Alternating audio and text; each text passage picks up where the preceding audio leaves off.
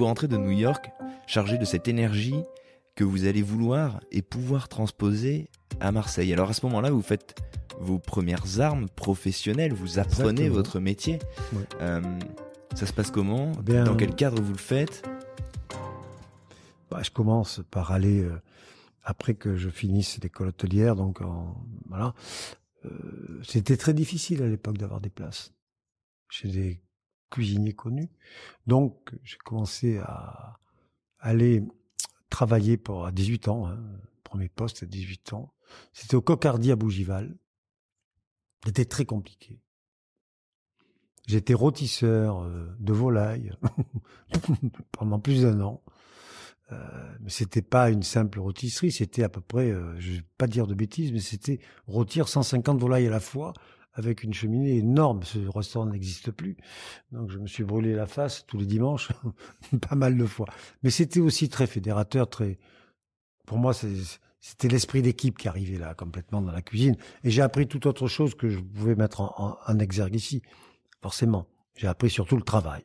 Après, je suis parti toujours à Bougival, chez Delaveine, faire quelques mois chez ce monsieur remarquable qui avait 2 étoiles au guide Michelin. Qu'est-ce qui fait que vous avez quitté Marseille ? Pourquoi vous êtes allé là-bas ? Vous êtes monté, si vous comme voulez, on dit. pour faire les armes d'un cuisinier, il faut voir, je crois, des grandes maisons. C'est absolument nécessaire, obligatoire, tout ce qu'on veut.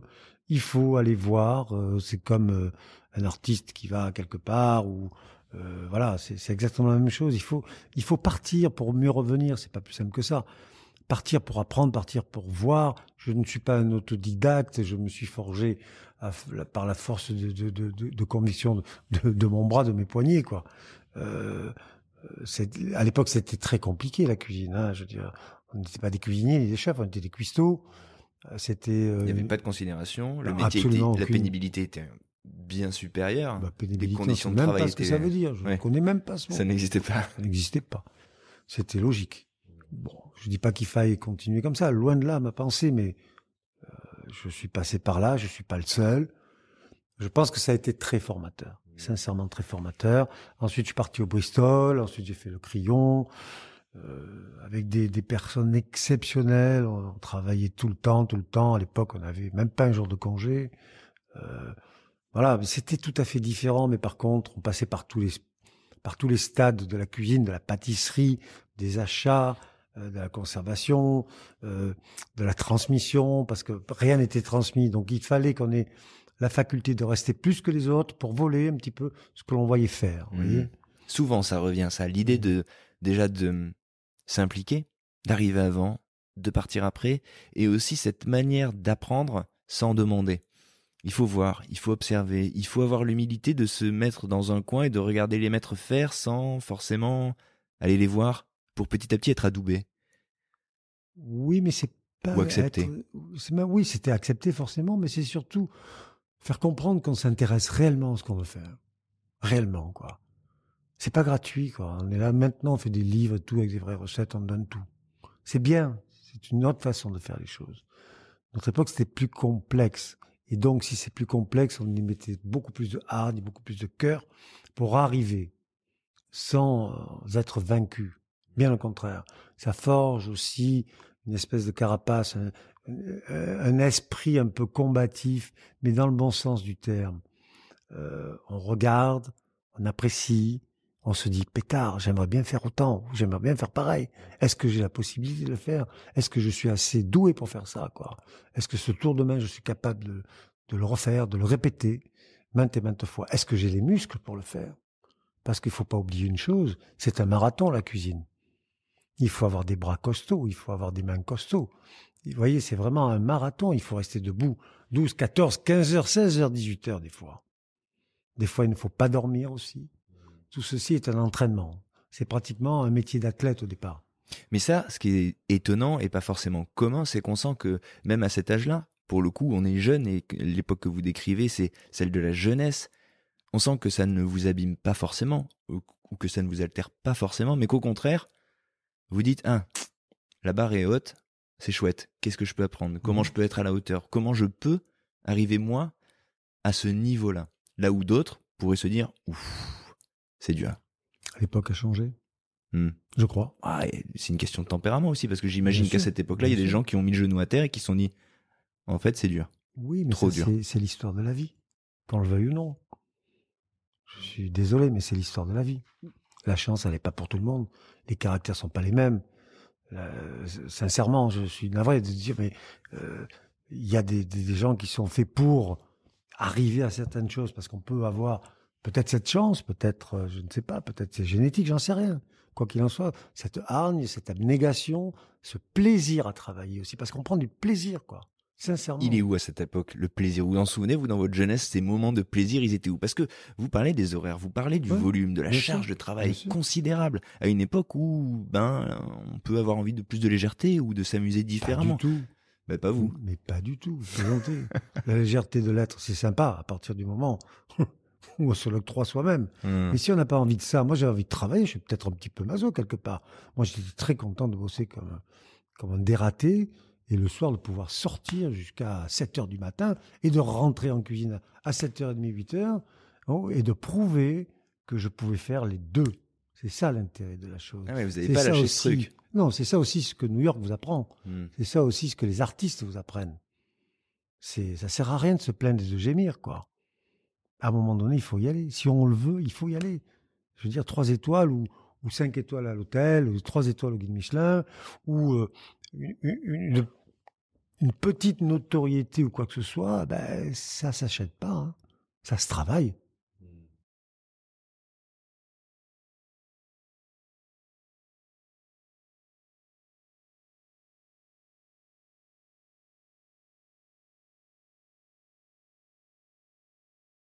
Qu'est-ce que ça vous apporte, ces nuits? En quoi elles Oh, ben, nourrissent les nuits m'apportaient énormément. Des personnages extraordinaires à rencontrer. Euh, Puis c'est aussi le fait d'être libre, comme d'habitude, d'être libre de travailler comme on veut pour arriver à quelque chose et ne pas se dire bah, je suis fatigué, je vais rentrer chez moi. Non, au contraire, je sors. Je veux voir les deux aspects de la vie, le jour et la nuit. Et ça, on peut le faire lorsqu'on est beaucoup plus jeune, forcément. Mais je crois qu'on a tous l'amplitude de le faire entre 16 ans et 25 ans, parce qu'on a le physique pour. On a tous les sens, un émoi, on a envie de faire plein de choses et on doit les faire. Et comment vous regardez le littoral que vous avez laissé depuis la capitale? Quel regard vous portez à ce moment-là? Vous savez que vous allez revenir. Vous savez que c'est votre avenir à ce moment-là. Mais vous le... Oui, je le sais plus ou moins parce que je savais que je voulais éventuellement revenir à partir du moment où euh, mes parents étaient d'accord, où ils m'accepteraient parce que je leur ai fait quand même des misères pendant une bonne dizaine d'années, pendant l'adolescence, quoi. On C'était comprend que très le compliqué chef, pour eux. le jeune chef Paseda, bientôt chef, n'était pas très simple à Non, gérer. c'était très très compliqué à gérer. Très compliqué à gérer. Surtout quand on en a qu'un en plus. Exactement, pour différentes raisons. Et puis, je ne cédais à rien, en rien. Ça, remarquez, ça n'a pas changé. J'ai un petit peu plus de diplomatie, mais bon, c'est mon trait de caractère. Mais je pense, vraiment, vous savez, cet établissement, il est petit et grand à la fois. Pour le tenir, il faut avoir quand même les épaules un petit peu larges, au point de vue caractériel, hein, et essayer de monter tout ceci vers le haut. Euh, il faut chaque fois ne pas s'arrêter à ce que l'on a, toujours essayer de faire meilleur, etc., etc. Depuis que je suis revenu ici, c'était en 87, je n'ai eu de cesse que d'améliorer l'établissement avec mes parents. Et une fois que j'étais seul, ben, par moi-même forcément, voilà. Mais c'est plutôt un message d'espoir que je veux partager, si je puis dire, parce que je crois que si on a la foi en quelque chose, on est capable vraiment de passer n'importe quel univers pour arriver dans un autre, en fait. Sincèrement. Donc là, vous vous êtes nourri, en l'occurrence, à Paris. Vous avez grandi, vous avez appris, vous n'avez rien lâché, ni de la lumière, ni de la nuit, et de l'ombre de la nuit. Et donc vous revenez Ouais. au Oui, je milieu des années reviens. 80. Ça se passe comment? Je reviens en 87 après avoir été passé chez Trois Gros, chez Guérard. Entre-temps, j'ai ouvert quand même un restaurant ou deux à Paris avec une des épouses d'Eddie Barclay, donc vous pouvez imaginer les nuits, quoi. Donc j'étais un petit peu tout le temps dans cette mouvance entre heure et pacification, si je puis dire. C'est vraiment quelque chose qui me passionne. Et lorsque je suis revenu comme un blanc-bec, en fait. Je suis rentré chez moi comme un commis de cuisine que j'étais. Vous savez, à l'époque, on faisait à peu près 10 ans de commis de cuisine, quoi. Hein, ou premier commis. C'était très, très rare. Donc, je suis revenu ici chez moi sous les ordres de mon père et sous les ordres de son chef. Et Pierre Van Gessel à l'époque. Et je suis rentré dans une cuisine où on était 5 à l'époque, ici, en tant que commis. En essayant comme ça. Pas de privilège. Pas de privilège. Absolument aucun. Vous êtes chez vous, mais vous n'êtes pas chez vous. Ah ben surtout pas. Surtout pas, sinon c'est pas crédible. Voyez. Et petit à petit, j'ai gravi les échelons et je dupliquais un petit peu, évidemment, le sens des cuisines que j'avais appris. Donc en gravissant les échelons, je passais de commis, ensuite premier commis, ensuite demi-chef de partie, ensuite chef de partie, ensuite seconde cuisine, et jusqu'au moment où je suis arrivé chef de cuisine, et là où le chef Van Gessel a eu l'élégance de me dire « Gérald, tu es prêt? Tu peux y aller. »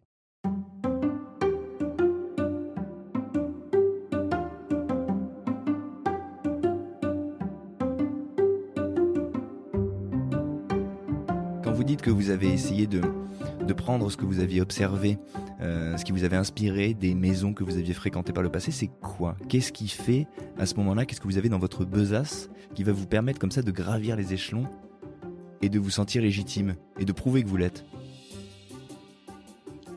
J'ai été surtout formé, moi, à la sauce, à la rôtisserie. C'est mon métier de base, en fait. C'est là où je me sens le plus à l'aise, quelque part. J'ai été formé par des maîtres à penser exceptionnels, Jean Troisgros, Michel Guérard, j'en passais des meilleurs, qui avaient des références culinaires à l'époque. C'était le début d'une cuisine contemporaine, la nouvelle cuisine.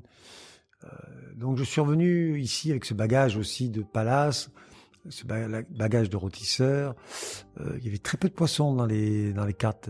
Il y avait 3-4 poissons sur les cartes. Il n'y avait presque pas de menu non plus. Hein. Et je me suis dit, je vais travailler un petit peu ce qu'on m'a appris en fait. Et je me suis mis à faire tout simplement des volailles de Bresse ici, du pigeon, du foie de canard. Nous sommes issus du Quercy, ça peut avoir une résonance, mais c'était pas vraiment en adéquation avec la cuisine territorialiste que je fais actuellement.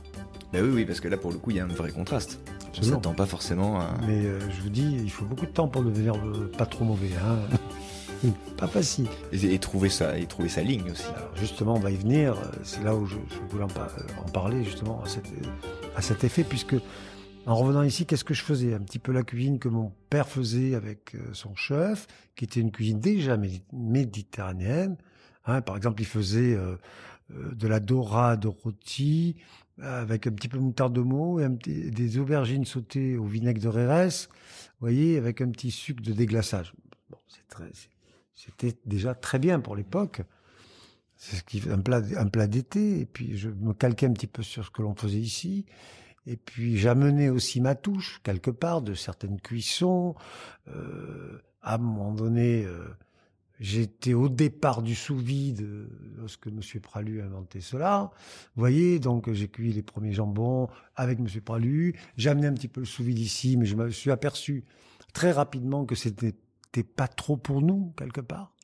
Qu'il fallait que l'on fasse renaître la pêche raisonnée. Donc je me suis essayé à plein de cuisines, plus ou moins convaincantes, plus ou moins de temps en temps délirantes, avec des assiettes que je fabriquais en sous-vide avec de l'eau, de la mer à l'intérieur, des petites étoiles pour poser certains de l'apéritif, etc., etc. Mais ça, je vous parle des années 87, 88, 89. C'était déjà beaucoup trop en avance, le truc. Donc, ça prenait pas. Et j'ai mis beaucoup de temps à trouver ma voie culinaire. Et ma voie culinaire, elle s'est, encore une fois de plus, référée à mon enfance, lorsque j'étais ici.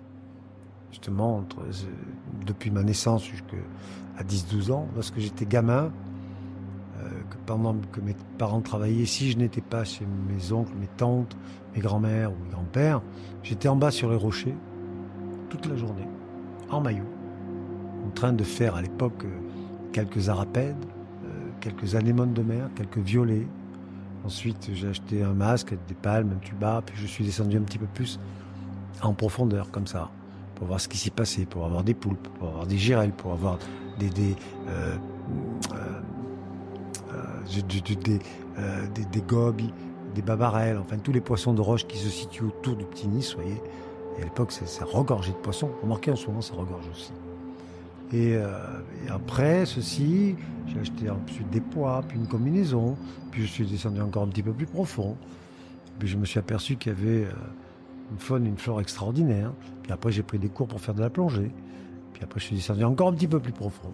Et je me suis aperçu qu'il y avait des très gros poissons en profondeur. Et tout ceci, je m'en apercevais, mais je n'en faisais rien, au demeurant. Après, je partais souvent aussi avec les pêcheurs à la ligne, qu'on appelle ici à la palangre, faire des virées comme ça. Après, je partais aussi souvent avec mon cousin qui était pilote au long cours, pardon, et capitaine de long cours, et qui rentrait les gros tankers, vous voyez, puisqu'il était pilote au port de Marseille. Et donc, j'avais une appétence pour la mer, que j'ai toujours eu d'ailleurs, et que j'ai toujours, et surtout pour l'iode. L'iode a été un révélateur pour moi. L'iode, la mer, les petits bateaux de pêche, aller accoster les gros paquebots, être en bas sur les rochers, être, comment dirais-je, brûlé par le soleil, toute cette chaleur et à la fois de temps en temps aussi cette difficulté d'hiver de pouvoir se baigner avec une combinaison pour aller à la pêche, etc., etc. Ça, on sent que c'est quelque chose qui remonte, qui revient. C'est viscéral. Ouais, c'est viscéral, mais il y a un moment, vous l'avez pas mis de côté, mais vous avez été obligé et vous avez voulu aller voir ailleurs. Et on sent Absolument. que petit à petit, en revenant, à la fois vous gravissez les échelons, vous trouvez la place que vous voulez depuis le début, celle de chef. Et on sent que petit à petit, conjointement, en parallèle, remonte cet ADN. Oui, la Méditerranée a toujours été au centre de ma vie, en fait. Elle a toujours été devant moi comme une évidence. Et toutes ces évidences-là, figurez-vous, tout ce qui est évident, on ne le voit pas forcément. Il a fallu des années pour que je me remémore tout ceci, que c'était vraiment mon effervescence, que c'était vraiment mon ancrage, que c'est vraiment ma vie. Voilà. Et c'est pour ça que, à un moment donné, j'ai pu comprendre que mon potager, il était beaucoup plus maritime qu'autre chose. C'est pour ça que j'appelle ma cuisine est partie de mon potager marin. En fait. Voilà. Ça, c'était le fil conducteur. Les abysses, les profondeurs, la cuisine par palier aussi. Tous les petits poissons aussi remis au goût du jour, ça a aussi été très très important. Comment, à l'époque où justement vous accédez à cette place où vous allez pouvoir commencer à vous exprimer en votre nom, la place de chef, comment votre père vous regarde, comment vous vous installez petit à petit votre cuisine dans une maison familiale qui a une histoire et dont il faut forcément respecter quelque part l'héritage aussi. Comment on trouve sa place et comment petit à petit on écrit à sa main les lignes d'une cuisine dans un endroit comme ça? Avec le temps. Avec le temps, parce que j'ai repris un 2 étoiles au guide Michelin quand même. Et j'ai mis 20 ans à gravir les échelons pour arriver à 3 étoiles au guide Michelin en 2008. C'est long. C'est long, mais à la fois, je pense que c'est le temps qu'il fallait. Je crois que la précipitation n'est pas excellente dans ce que l'on fait, si on doit le faire. Maintenant, l'époque ayant changé, forcément, je pense être, comment dirais-je, un laborieux.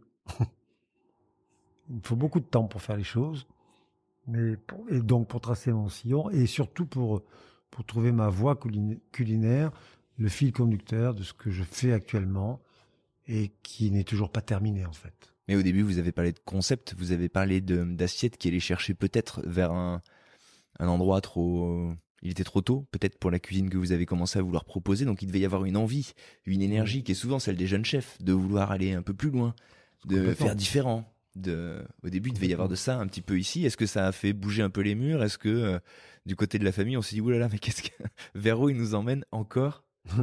Peut-être, oui, mais vous savez, mon père avait vraiment confiance en moi. Ma mère aussi, elle était un petit peu plus méfiante quand même, beaucoup plus pragmatique sur le sujet. Mais je pense qu'il sentait bien que, voilà quoi, il fallait me lâcher la bride pour arriver à faire quelque chose. Mais ça n'a pas été sans mal, hein, vous savez. On ne s'est pas parlé pendant 1 an ou 1 an et demi avec mon père, parce que j'ai un caractère très fort, lui aussi. Donc, Tout en étant sous le même toit, en travaillant sous le même toit. Absolument, on travaillait sous le même toit, dans la même entreprise dont il était le dirigeant, forcément, vous voyez. Et puis après, il y a eu la passation qui s'est faite petit à petit, avec élégance, parce que mes parents étaient très intelligents, je crois, avaient très envie de faire perdurer aussi ce lieu qui est un lieu d'exception, béni par les dieux, quoi. Et à un moment donné, même s'il y a eu des tiraillements comme il peut y avoir dans toutes les familles, ce qui est assez logique tout de même, c'est un euphémisme de dire que le fils veut tuer le père, mais en fait, c'est un petit peu ce qui se passe sans qu'on le veuille forcément. Après, on regrette certains propos. Je crois que c'est réciproque entre lui et moi. Et puis, vous savez, c'était assez marrant d'ailleurs, parce que de temps en temps, quand il y avait un cuisinier près de moi, je dis est-ce que vous pouvez dire à mon père, je vais mettre cette recette en place, parce que je lui parlais pas, oui. C'était rigolo, quoi. Bon, il a fallu passer par là pour que tout ceci puisse enfin s'apaiser, se pacifier, et que à partir de ce moment-là, j'ai eu vraiment carte blanche. Mon père s'est un petit peu effacé quand même. Il s'est plus occupé de la cave, ce qui est ma passion à l'heure actuelle aussi. Il m'a appris énormément sur le vin. Ma mère m'a appris énormément sur la rigueur, sur l'accueil. Donc je leur dois énormément, je leur dois tout finalement, puisqu'en fait, je n'ai fait que faire perdurer une affaire de famille. Mmh. Oui, enfin, faut-il pouvoir le faire, encore une fois, elle est reprise avec 2 étoiles. Vous parlez du nombre d'années qui vous a séparé entre le fait où vous vous retrouvez à la manœuvre et le stade supérieur où vous allez obtenir les 3 étoiles. Il se passe quand même quelques années. Oui, ça prend du temps d'obtenir 3 étoiles, mais il faut aussi se dire que vous les avez maintenues, les 2. Et c'est pas facile quand on débarque de maintenir ce niveau-là. Donc, Oui, c'est vrai que c'est pas facile. Mais c'est une petite responsabilité tout de même. Absolument. Si je puis me permettre. Une toute petite responsabilité. Voilà. Mais tout ceci se construit, tout ceci il faut avoir la foi, la rigueur, comme d'habitude, c'est toujours pareil. Il faut pas. Et puis aussi, il faut savoir fédérer aussi toutes ces équipes, tous ces collaborateurs. Il faut monter tout ceci pour arriver à obtenir 3 étoiles. Il faut absolument, comment dirais-je, traîner, si je puis dire, avec dans son sillage des personnes, femmes et hommes, qui croient à votre projet, quoi. Et pour ça, il faut être à l'affût de tout. Il faut être très, comment dirais-je, très fédérateur forcément, et puis que ce projet fasse sens avec ces gens-là, quoi. Il faut convaincre. Et en l'occurrence, vous avez un double chantier, parce que vous avez une brigade derrière vous et 2 parents qu'il faut convaincre aussi à ce moment-là. À quel moment ils vous disent c'est bon, je pense que tu peux y aller? Comment on en arrive à ce moment-là? Justement, on en arrive malheureusement par une scission linguistique, si je puis dire. On ne sait pas parler, donc. Et puis après, mon père a compris que finalement, on ne pouvait pas être 2 personnes à la tête d'une entreprise comme ça. Donc il a fallu une brouille à un moment de se dire, écoute, vas-y, si tu veux. Vas-y, prouve, allez, vas-y, fais voir ce que tu sais faire, quoi. Avec, bien entendu, des finances très restreintes, il faut quand même dire les choses. Ouais. Très, très, très restreintes. Parce que c'est un métier, il ne faut pas l'oublier. Moi, je ne me suis pas payé pendant 5 ans. Non, mais c'est bien, c'est intéressant. Il faut que les gens comprennent, quoi. Lorsqu'on est chef propriétaire avec ses parents, moi, pendant 5 ans, mes parents aussi, pareil, on ne s'est pas payé pour faire perdurer une maison, pour avoir un objectif qui était 3 étoiles. Ça, c'est aussi, il faut l'accepter. Il faut accepter de vivre avec ça. Avec ça. C'est-à-dire de vivre 7 sur 7 chez soi, mais en étant 7 sur 7 dans l'entreprise, aller dormir le soir chez soi. Et 7 sur 7, vous êtes là pour remplacer un tel, pour essayer de minimiser les coûts, comme on dit maintenant. En fait, en clair, c'est dépenser moins. Ouais. Et ça aussi, ça fait partie de ce que l'on sait faire lorsqu'on est aubergiste, propriétaire, cuisinier, donc maître de maison aussi. Ouais.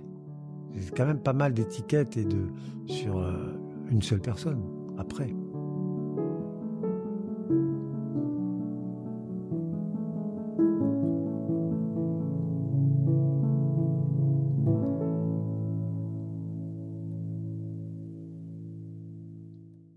Et la nuit dans tout ça, à ce moment-là, La nuit dans tout ça continuait de toute façon. La nuit chez moi s'est arrêtée à 40 ans. Vous voyez, donc Ah oui. voilà. Mais à Marseille, est-ce qu'elle avait la même saveur? Parce que c'est une question qui me trotte en tête depuis votre retour à Paris et que vous nous l'avez raconté.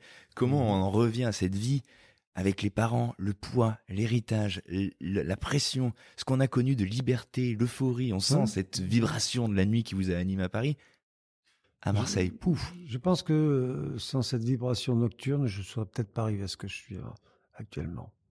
À Marseille, il y avait aussi cette vibration nocturne, certes moindre qu'à Paris, mais intense aussi.